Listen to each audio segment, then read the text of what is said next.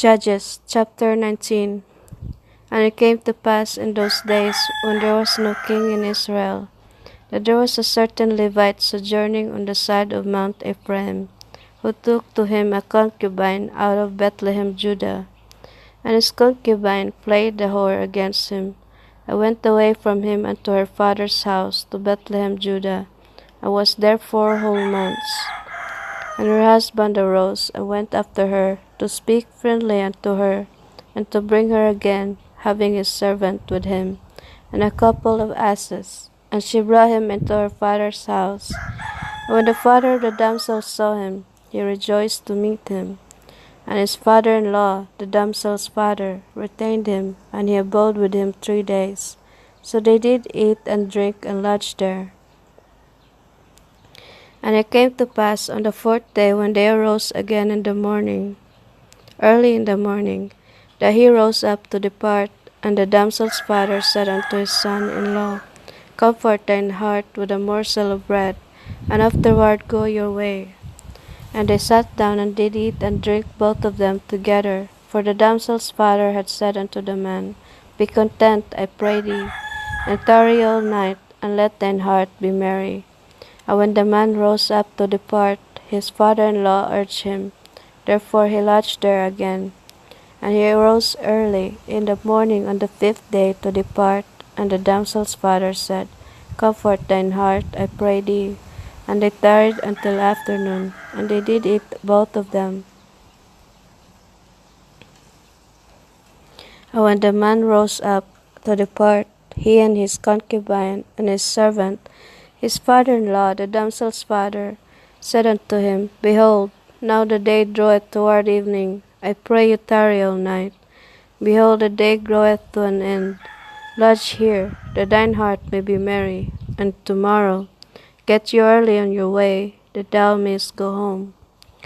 But the man would not tarry that night, but he rose up and departed, and came over against Jebus, which is Jerusalem. And there were with him 2 asses saddled. His concubine also was with him. And when they were by Jebus, the day was far spent, and the servant said unto his master, Come, I pray thee, and let us turn into this city of the Jebusites, and lodge in it. And his master said unto him, We will not turn aside hither to the city of a stranger. There is none of the children of Israel will pass over to Gibeah. And he said unto his servant, Come, and let us draw near to one of these places to lodge all night, in Gibeah or in Ramah. And they passed on and went their way, and the sun went down upon them when they were by Gibeah, which belongeth to Benjamin. And they turned aside hither, to go in and to lodge in Gibeah. And when he went in, he sat him down in the street of the city, for there was no man that took them into his house into lodging. And behold, there came an old man from his work out of the field at even, which was also of Mount Ephraim, and he sojourned in Gibeah. But the men of the place were Benjamites. And when he had lifted up his eyes, he saw a wayfaring man in the street of the city. And the old man said, Whither goest thou? Or whence comest thou? And he said unto him, We are passing from Bethlehem, Judah, toward the side of Mount Ephraim. From thence am I, and I went to Bethlehem, Judah, but I am now going to the house of the Lord. And there is no man that receiveth me to house. Yet there is both straw and provender for our asses, and there is bread and wine also for me, and for thy handmaid, and for the young man which is with thy servants. There is no want of anything. And the old man said, Peace be with thee. Howsoever, let all thy wants lie upon me, and only lodge not in the street. So he brought him into his house, and gave provender unto the asses. And they washed their feet, and did eat and drink.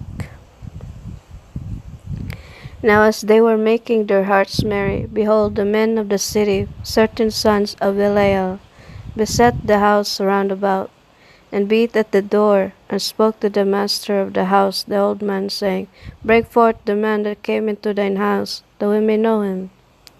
And the man, the master of the house, went out unto them, and said, unto them, Nay, my brethren, nay, I pray you, do not do so wickedly. Seeing that this man is come into mine house, do not this folly. Behold, here is my daughter, a maiden, and his concubine. Them I will bring out now, and humble ye them, and do with them what seemeth good unto you. But unto this man do not so vile a thing. But the men would not hearken to him. So the man took his concubine, and brought her forth unto them. And they knew her, and abused her all the night until the morning. And when the day began to spring, they let her go. Then came the woman in the dawning of the day, and fell down at the door of the man's house, where her lord was, till it was light.